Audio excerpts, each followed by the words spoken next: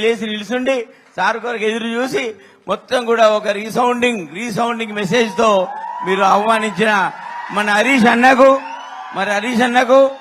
అదే విధంగా మన దుబ్బాక శాసనసభ్యులు పెద్దలు కొత్త ప్రభాకర్ రెడ్డి గారికి అదే విధంగా సీనియర్ నాయకులు పెద్దలు మనోహర్ రావు గారికి రాజమౌళి పంతులు గారికి మన కత్తి కార్తిక గారికి సతీష్ రెడ్డి గారికి అదే విధంగా మన జెడ్పీటీసీ దౌలతాబాద్ రణం జ్యోతి శ్రీనివాస్ గౌడ్ గారికి ఎంపీపీ కందారి సంధ్యారాణి గారికి ఆత్మ కమిటీ చైర్మన్ భాస్కరాచారి అదే విధంగా ఇక్కడ వేదిక మీద ఉన్న అందరూ చాలా మంది పెద్దలు అందరు కూడా దయచేసి ఏమనుకోకండి యువ నాయకులు మండల యూత్ ప్రెసిడెంట్స్ అదే విధంగా విద్యార్థి నాయకులు అందరికి కూడా మహేష్ గారికి అదే విధంగా అందరికి కూడా పేరు పేరున మీ అందరికీ నమస్కరిస్తూ అదే మాదిరిగా ఇక్కడికి వచ్చిన మన దుబ్బాక నియోజకవర్గ విద్యార్థులకు యూత్ కి పత్రికా విలేకరులందరికీ కూడా నమస్కారం.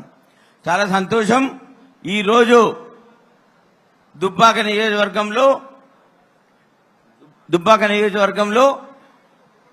మన ప్రభాకర్ అన్నను మొన్న ఇంకా మనం ఆ ఎలక్షన్ నుంచి ఆ ఖుషి నుంచి చేరుకోక ముందే మళ్ళీ నన్ను మీ అభ్యర్థిగా ఎంచుకొని మీ ముందు ఉంచి 54,000 ఓట్ల మెజారిటీతో ప్రభాకర్ అన్న ఈ విధంగా గెలిపించిండ్రు. మీ అందరు కూడా నన్ను ఆ విధంగా మళ్ళీ ఈ దుబ్బాక గడ్డ నుంచి అలాంటి విజయం నాకు ఇస్తారని విశ్వసిస్తూ మీ అందరి ముందు సుపరిచితునిగా మీ అందరి దగ్గర పనిచేసిన అధికారిగా ఒక 2-3 విషయాలు చెప్తాను. వేదిక మీద చాలా పెద్ద అందరు సీనియర్ నాయకులు ఉన్నారు. నా నేపథ్యం ఏంటి, నేను ప్రత్యక్ష రాజకీయాలకు ఏ విధంగా వచ్చాను, ప్రత్యక్ష రాజకీయాలకు వచ్చినాక నేను చేయాల్సిన పనులేంటి, మరి నా లక్ష్యం ఏంటి, నా ఆలోచన ఏంటి, మరి నన్నే ఎందుకు మీరు ఎన్నుకోవాలి, మరి నా కొరకు మీరందరూ కూడా ప్రతి ఒక్కరు కూడా ఈ ఇంకా 30 రోజుల సమయం నా కొరకు మీరు వెచ్చించాలని మీకు ఎందుకు అనేది నేను మీకు చెప్పదలుచుకున్నా. ఎక్కడైతే ఇదే జిల్లాలో నేను కలెక్టర్గా పనిచేయడం, ఆ అనుభవంతో గౌరవ ముఖ్యమంత్రి వర్యులు మాజీ ముఖ్యమంత్రులు కేసీఆర్ గారు అదే విధంగా మన హరీష్ అన్న పరిచయంతో హరీష్ అన్న గారు ఆ రోజు నన్ను మన గౌరవ కేసీఆర్ సార్ దగ్గర తీసుకెళ్లి ఈ అధికారి అయితే మన జిల్లాకు పనికి వస్తాడని చెప్పేసి ఆ రోజు వారి సపోర్ట్తో వారి ఆలోచనతో నేను ఈ జిల్లాలో జాయింట్ కలెక్టర్గా మన జిల్లాలో ఏర్పడక ముందు ఉమ్మడి జిల్లాకు వచ్చాను. మరి ఆ రోజు తడువుగా అంతకుముందు అనుభవం ఈ జిల్లాలో పనిచేసింది. మరి ఆ జాయింట్ కలెక్టర్ నుంచి కలెక్టర్గా సుదీర్ఘ కాలం 7.5 సంవత్సరాలు మీ గడ్డలో మీ మధ్యలో ఒక ఐఏఎస్ ఆఫీసర్గా దేశంలో ఏ ఐఏఎస్ ఆఫీసర్కు లేని అదృష్టం నాకు మీ ఆదరణ ఇచ్చింది, మీ సపోర్ట్ ఇచ్చింది. మీ అందరి వల్లనే నన్ను ప్రభుత్వం ఇక్కడ 7.5 సంవత్సరాలు మీ మధ్యలో ఉంచుకుంది. మరి ఆ విధంగా ప్రజాసేవలో ఉండి ఇవాళ ప్రత్యక్ష రాజకీయాలకు వస్తా ఉన్నాను. మళ్ళీ ఒక నేపథ్యంతో వస్తా ఉన్నాను, ఒక పెద్ద ఆలోచనతో వస్తా ఉన్నాను. ఏదైతే మన సిద్దిపేట జిల్లాను భారతదేశంలో మొదటి 10 జిల్లాలలో ఉంచే గమ్యంలో మనం చేర్చుకున్నాం. అతి తక్కువ సమయంలో అభివృద్ధి పథంలో నడిపాం. మరి భారతదేశంలో మన జిల్లాను 10వ స్థానం లోపల ఉంచినందుకు అప్పుడు నా వెంట ఉన్న హరీష్ రావు సారు అదే విధంగా ప్రభాకర్ అన్న వారందరి నేతృత్వంలో గౌరవ మాజీ ముఖ్యమంత్రి గారి ఆశీస్సులతో మనం పనిచేయడం జరిగింది. అయితే నేను ఈ గడ్డ నుంచి ఇంకొక అవకాశం ఒక ప్రామిస్ చేస్తా ఉన్నా, ఒక ప్రమాణం చేసి చెప్తా ఉన్నా, జాగ్రత్తగా వినాలని. ఏదైతే సిద్దిపేట అభివృద్ధి దూసుకెళ్లిందో, గజ్వేల్ అభివృద్ధి కూడా దూసుకెళ్లిందో, కలెక్టర్ గా నాకు అక్కడ అవకాశం దక్కిందో, ఇప్పుడు మన ప్రభాకర్ అన్నతో చేదోడువాడుగా ఉండి ప్రభాకర్ అన్న ఆశీస్సులతో మన హరీష్ అన్నతో సిద్దిపేటకు ధీటుగా గజ్వేల్కు ధీటుగా దుబ్బాకను కూడా అభివృద్ధిలో నేను ఉంచుతానని చెప్పి మీ అందరు కూడా వాగ్దానం చేస్తా ఉన్నా. ఇది నేను ఉత్తమ మాటలతో చెప్పలేదు. ప్రతి ప్రోగ్రాంలో ప్రతి అభివృద్ధి బాటలో హరీష్ అన్న డైరెక్షన్ లో కేసీఆర్ సార్ ఆదేశాలతో నేను గజ్వేల్ గడ్డ మీద పనిచేసా, సిద్దిపేట గడ్డ మీద పనిచేసా. నేను ఇక్కడ మళ్ళీ దుబ్బాక గడ్డ మీద కూడా మళ్ళీ హరీష్ అన్న ఆదేశాలలో ప్రభాకర్ అన్నతో తోడై మీ అందరి సమక్షంలో ఉండి ఎక్కడైతే నా ఆలోచనతో అక్కడ అభివృద్ధి చేశానో ఆ మాదిరిగా దుబ్బాక గడ్డ మీద కూడా సిద్దిపేటకు ధీటుగా గజ్వెలకు ధీటుగా ఈ ప్రాంతాన్ని అభివృద్ధి చేసేందుకు నా సహాయశక్తులు కృషి చేస్తానని చెప్పి మీకు వాగ్దానం చేస్తా ఉన్నా. తప్పకుండా దుబ్బాకకు ఎక్కువ సమయం కేటాయిస్తాను. మీరు నన్ను ఆదరించండి, నన్ను గెలిపియండి.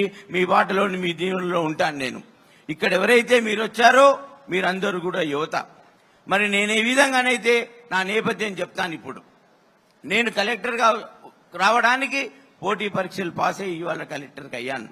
మరి పోటీ పరీక్షలలో ఆ రోజు ఈ విద్యలో ఏదైతే మా తల్లిదండ్రులు ఉన్నారో వారు కొంత విద్య ఆ రోజు చదువుకున్నారు కాబట్టి, వారు నాకన్నా ఒక జనరేషన్ ముందు విద్య బాగా చదువుకున్నారు కాబట్టి మేము అన్నదమ్ములం కూడా విద్యావంతులు కావడం, ఒకటే కుటుంబంలో ఇద్దరు ఐఏఎస్ ఆఫీసర్లు కావడం, ఇద్దరు అన్నదమ్ములు ఐఏఎస్ ఆఫీసర్లు కావడం, ఇద్దరు కలెక్టర్లు కావడం జరిగింది. కాబట్టి ఆ భగవంతుడు మాకు అవకాశం ఇచ్చిందంటే అందులో ఒక ముఖ్య కారణం మా తల్లిదండ్రులు విద్యావంతులు కావడం. మరి ఎప్పుడైతే మా తల్లిదండ్రులు విద్యావంతులు అయినరో మాకు అదృష్టం కలిగింది. అయితే ఒక విద్యావేత్తగా ఇక్కడ జిల్లా కలెక్టర్గా పనిచేసినందుకు నాకు ఈ ప్రాంత ప్రజలకు మీ అందరి ఆదరణతో, మీ అందరి దీవెనలతో పార్లమెంటులో అడుగుపెట్టిన తర్వాత, ఎన్నికైన తర్వాత మీకు ఏం చేస్తాననేది నేను ఇక్కడ ఒక ప్రమాణం చేసి చెప్తా ఉన్నా. ఇందులో నేను ఒక విషయం చెప్తా ఉన్నా.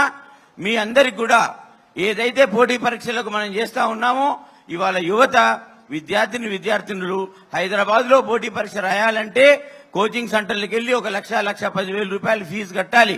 ఒక 6 నెలలు ఒక రూమ్ తీసుకొని కిరాయి ఉండి మెస్ లో తినుకుంటూ ఒక 30-40 వేల రూపాయలు పెట్టి పుస్తకాలు కొనుక్కొని వాళ్ళు విద్య అభ్యసించి పోటీ పరీక్ష రాసిన తర్వాత మరి అక్కడ పాస్ అయితేనే గానీ ఉద్యోగం వచ్చే పరిస్థితి ఉంది.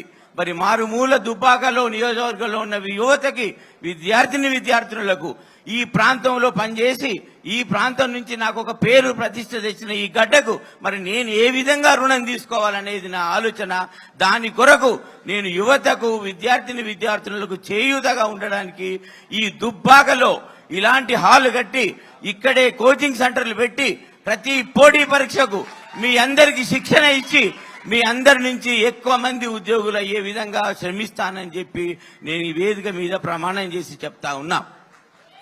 అదే కాకుండా ఏదైతే యువత డిగ్రీ పాస్ అయిన తర్వాత ఉద్యోగాలు రాక, ప్రైవేటు ఉద్యోగాలకు సరిగా దొరకక, అవకాశాలు లేక ఊళ్ళల్లో ఉండి 3-4 సంవత్సరాలు అయిన తర్వాత పూర్తిగా విద్యార్థి నేను డిగ్రీ పాస్ అయిన అనే విషయం మర్చిపోయి ఏదో చిన్న పనులు చేసుకొని దుబ్బాక నియోజకవర్గంలోనే ఉండి పాపం జీవితం ఎటు కాకుండా పోయే కుటుంబాలు చాలా ఉన్నాయి. మరి ఆ యువతకు కూడా నేను ఏదైతే కలెక్టర్గా ఉండి ఏదైతే ప్రజాసేవలో ఉన్నానో నాకు కొంత భగవంతుడు విద్యనిచ్చిండు, ఆలోచించే బుర్రనిచ్చిండు, కష్టపడే మనసిచ్చిండు. అన్నిటికన్నా ఎక్కువ తోటి విద్యార్థులకు నా కుటుంబంలాగా ఆ కుటుంబాలు ఉండాలనే ఆలోచన కూడా ఇచ్చిండని మీ అందరికి కూడా తెలియజేస్తా ఉన్నా. మరి అలాంటప్పుడు యువతకి ట్రైనింగ్ ఇచ్చి, ప్రావీణ్యం పెంచి, స్కిల్ డెవలప్మెంట్ ఇచ్చి విద్యార్థులకు ఇవ్వడం, మన లేడీస్ కూడా కుట్టు మిషన్లు కానివ్వండి, ఇంకేదైనా ఎంబ్రాయిడరీలో కానీ శిక్షణ ఇచ్చిన తర్వాత, వారు శిక్షణలో నైపుణ్యం తీసుకున్న తర్వాత ఈ దుబ్బాక గడ్డలో మన శాసనసభ్యులు ప్రభాకర్ అన్నతో పాటు ఆలోచించి ప్రతి 6 నెలలకు ఒక్కసారి జాబ్ మేళా పెట్టి మన నైపుణ్యం ఇస్తున్నాం కాబట్టి తప్పకుండా ఎక్కువ సంఖ్యలో ప్రైవేట్ కంపెనీలో ఉద్యోగాలు వస్తాయి. నేను ఒకటే చెప్తా ఉన్నా, హైదరాబాద్ లో ప్రైవేట్ కంపెనీలలో ఈ రోజులలో ఒక్కొక్క సంవత్సరానికి 1,00,000 ప్రైవేట్ ఉద్యోగాలు వస్తా ఉన్నాయి. మరి నేను ఒక సీనియర్ ఆఫీసర్గా నాకున్న కుటుంబ పరిచయాలతో, హైదరాబాద్ లో నాకున్న పరిచయాలతో ఖచ్చితంగా ఆ 1,00,000 ఉద్యోగాలలో నార్మల్ గా దుబ్బాక ప్రాంతాలకు వచ్చేటివి కాకుండా అదనంగా సంవత్సరానికి 3,000-4,000 అదనంగా ఉద్యోగాలు నేను ఒక కోటా పెట్టుకుంటాను. ఆ కోటా ప్రకారంగా ఆ యజమాన్యాన్ని ఒప్పించి వారిని బతిలాడి మీ కొరకు శ్రమించి ఇక్కడ నైపుణ్యం ఇచ్చి ఎక్కువ ప్రైవేట్ ఉద్యోగాలు ఇచ్చే విధంగా కూడా మన యువతకు తోడ్పడతా అని చెప్పి నేను ఈ సభాముఖంగా మీ అందరికి కూడా తెలియజేస్తా ఉన్నా. నా ఆలోచన ఒకటే, ఎప్పుడైతే ఒక కుటుంబంలో ఒక ఉద్యోగం వస్తే ఆ కుటుంబం మిగతా కుటుంబాల కన్నా ఒక తరం ముందుకు పోతుంది. ఒక తరం అంటే ఒక 20-30 సంవత్సరాలు ఆ కుటుంబం ఆర్థికంగా, విద్యావంతంగా అన్ని విధాల అభివృద్ధి చెందుతుంది. మరి ఉద్యోగం వచ్చినప్పుడు ఆ యువతకు విశ్వాసం వస్తుంది, సమాజంలో అయ్యే విషయాలు తెలుస్తుంది, కష్టపడి పనిచేసి వాళ్ళ పిల్లలను కూడా మంచిగా చదువుకునే అవకాశం వస్తుంది. మరి ఆ విధంగా నేను కృషి చేయాలి, అది నన్ను నమ్మండి. అయితే నేను ఏదైతే వాగ్దానాలు చేస్తా ఉన్నానో, నేను ఎడ్లిస్తా అని ఓట్లు గెలవలే, నాగన్లు ఇస్తా అని మిమ్మల్ని మోసం చేయలే, నేను మీ అందరికీ నిరుద్యోగ భృతి ఇస్తా అని నేను మోసం చేయలే. నేను ఎలాంటివి అయితే చేస్తానో, ఏవైతే చేయగలుగుతానో, ఏవైతే నా చేతిలో ఉండి సాధ్యమైతాయో అవి మాత్రమే నేను మీ ముందు శిరస్సు వహించి సవినయంగా మీ అందరికి కూడా అర్థం చేసే ప్రయత్నం చేస్తా ఉన్నా. అయితే నన్ను విశ్వసించండి, నన్ను నమ్మండి. నేను అబద్ధాలు ఆడట్లేదు. నేను అబద్ధాలు ఎన్ని ఓట్ల కొరకు ఆడే వ్యక్తిని కాదు. అలాంటి మనస్తత్వం నాది కాదు. ఏదైతే నేను చేయగలుగుతానో అదే మీకు చెప్తా ఉన్నా. ఖచ్చితంగా మీరు రికార్డ్ చేసుకోండి, సెల్ ఫోన్లలో నా మాటలు రికార్డ్ చేయండి. ఎలక్షన్లు అయినాక నెల రోజుల్లోపు ప్రభాకర్ అన్న సమక్షంలో హరీష్ అన్న గారి ఆధ్వర్యం లోపల ట్రస్ట్ కార్యక్రమాలు, వెంకట్రామరెడ్డి ట్రస్ట్ కార్యక్రమాలు ఈ దుబ్బాక గడ్డలో మీ అందరితో పాటు ట్రస్ట్ కార్యక్రమాలు ఆవిర్భవిస్తా అని చెప్పేసి నేను మీ అందరికి కూడా ప్రమాణం చేసి చెప్తా ఉన్నా. ఒకటే విషయం, ఆ ట్రస్టులో నాకున్న కోరిక ఒకటి.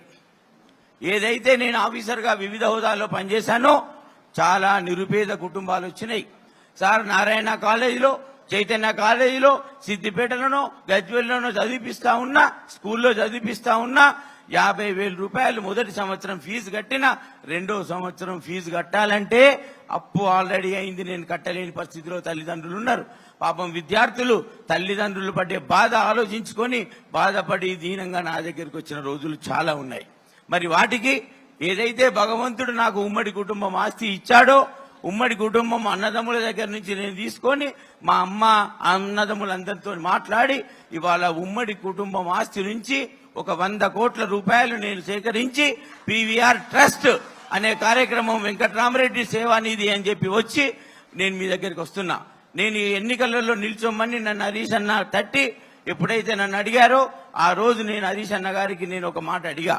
సార్, నేను ఒక కలెక్టర్గా పనిచేసి మరి నేనంటూ నాకు విద్యావేత్తగా నేను ప్రజలకు ఏమన్నా ఇవ్వాలి అనుకుంటున్నా అంటే సారు సూచనలకు హరీష్ అన్న గారి ఆలోచన మేరకి నేను 2 కార్యక్రమాలతో ఇవాళ ముందుకు వస్తా ఉన్నా. ఒకటి పి వెంకట్రామరెడ్డి ట్రస్ట్ పేద విద్యార్థినులకు చదువులో ఉపయోగపడే విధంగా, వాళ్ళ ఫీజులు కట్టే విధంగా, అదే మాదిరిగా పై చదువులు, ఉన్నత చదువులు, డాక్టర్లు, ఇంజనీర్లు అయ్యే విధంగా వాళ్ళని తయారు చేయడమే కాకుండా యువతకి కోచింగ్ సెంటర్లు ఇచ్చి ప్రభుత్వ ఉద్యోగాలు ఎక్కువ వచ్చే విధంగా చేయడం. అది కూడా దుబ్బాకలనే హైదరాబాద్ లో RC Reddy study circle, IAS study సర్కిల్లో ఏ విధంగానైతే పోటీ పరీక్షలకు ట్రైనింగ్ ఇస్తారో అలాంటి ప్రొఫెసర్లను, అలాంటి సబ్జెక్ట్ ఎక్స్పర్ట్లను తీసుకొచ్చి మీ మధ్యలో ఇక్కడి నుంచి ఇప్పిస్తానని చెప్పి వాళ్ళ చెప్తా ఉన్నాను.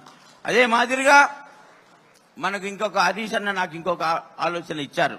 వారు ఏం చెప్పారంటే మన క్యాడర్ ఏదైతే ఉందో మరి వారికి కూడా మనం కొంత ముందుకు రావాలనేది ఒక ఆలోచన వారికి. దానికి అనుకూలంగా మన ట్రస్ట్ ఈ 100 కోట్లు కాకుండా 7 నియోజకవర్గాలలో ఒక్కొక్క నియోజకవర్గంలో 2 కోట్ల రూపాయలు నా సొంత డబ్బు కుటుంబ ఆస్తి నుంచి తీసి ఒక ఫంక్షన్ హాల్ ఈ విధంగా కట్టి మన కార్యకర్తల పిల్లలకు శుభకార్యాలకు అన్నిటికి కూడా ఉచితంగా వారి సేవలో ఆ ఫంక్షన్ హాల్ మీ ఆధ్వర్యంలో ఉంచుతానని చెప్పేసి హామీ ఇస్తా ఉన్నా. దానికి నాకు నిర్మాణం చేయడానికి 9 నెలలు సమయం పడుతుంది. అప్రూవల్ చేసుకోవాలి, ప్లాన్ అప్రూవల్ చేసుకోవాలి. కాబట్టి 9 నెలలలో ఆ నిర్మాణం చేసి ప్రభాకర్ అన్న చేతుల మీదుగా, హరీష్ అన్న చేతుల మీదుగా, హరీష్ అన్నతో అది ఇనాగరేషన్ చేయిస్తానని చెప్పేసి మీ అందరికి కూడా వాగ్దానం చేస్తా ఉన్నా. అక్కడ మనకు శుభకార్యాలు చేసుకోవచ్చు. మన క్యాడర్ కానివ్వండి, మన దగ్గర ఉన్న నియోజకవర్గంలో నిరుపేద కుటుంబాలకు అందుబాటులో ఉంటుంది. ఇవాళ ఒక పెళ్లి, ఒక ఫంక్షన్ హాల్లో చేయాలంటే సుమారుగా 60-70 వేల రూపాయలు అన్ని కూడా ఖర్చు అవుతా ఉన్నాయి. మరి 60-70 వేల రూపాయలు ఖర్చు చేసే బదులు 1 తులం బంగారం ఆ రోజు బిడ్డకు కొనిచ్చినట్టయితే ఆ బిడ్డకు ఆస్తిలో కలిస్తే తప్పితే వాళ్ళకు వృధా కావద్దు. పేద కుటుంబాలకు అండగా బాసటగా ఉండాలని కోరిక. సో నేను అనేది ఒకటి, ఏదైతే ఈ కార్యక్రమాలతో ముందొస్తున్నానో నాకు ఒక్కటే విషయం చెప్పండి.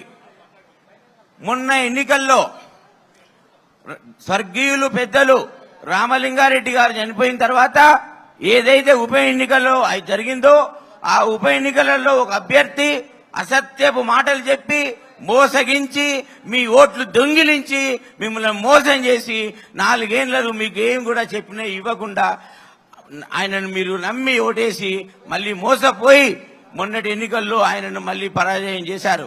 మరి నన్ను ఆ విధంగా చూస్తా ఉన్నారా? ఖచ్చితంగా చేస్తాడని నమ్ముతున్నారా?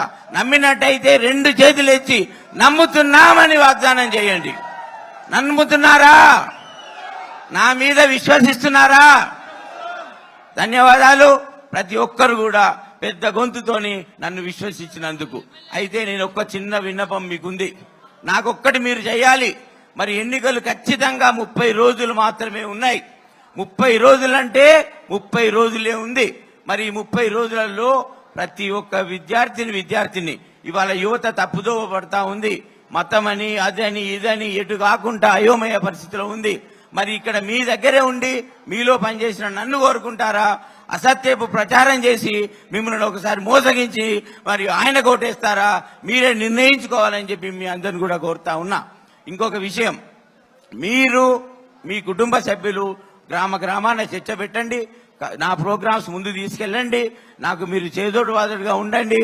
నేను హరీష్ అన్న డైరెక్షన్ లో, ప్రభాకర్ అన్న గారి ఆధ్వర్యంలో మనం ఈ నియోజకవర్గాన్ని తప్పకుండా నేను నా అనుభవంతో ప్రభాకర్ అన్న సూచనలతో హరీష్ అన్న గారి డైరెక్షన్ లో బాగా అభివృద్ధి చేస్తానని మీకు మళ్ళీ ఒకసారి మాట ఇస్తూ నాకు ఈ అవకాశం ఇచ్చిన పెద్దలందరికీ కూడా ధన్యవాదాలు.